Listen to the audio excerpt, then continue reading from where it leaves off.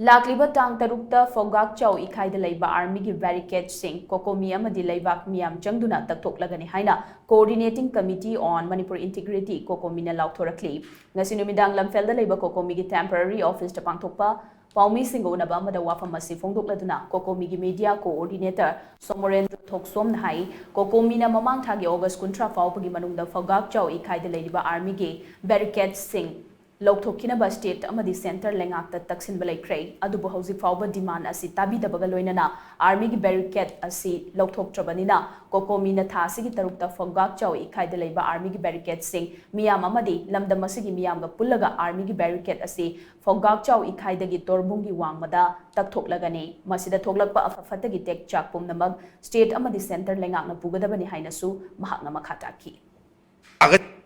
August ki 30 phawi manung da hangdoktrabadi COCOMI na masi miyang loinana takhaigani haibani madu maram maraga akhoi hawjik phawuda hagi army barricade asi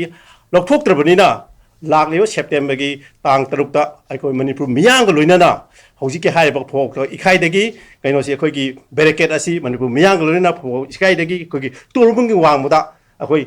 takthoklagani maram madura ayuki pung 13 tabda akhoi Manipur da leiba Manipur ki iramdam sigi miyamna saruk yabirga hairiba thaudang asi saruk yaminasi haibasi akhoi Manipur miyamda COCOMI gi site gi thamjari loina masida karigumba afafata tongan ba aso apon thorpu matamda madugi responsibility si kana pugani haik targadi central madi state government na pugadam ni haibse akhoi COCOMI gi site gi thamjari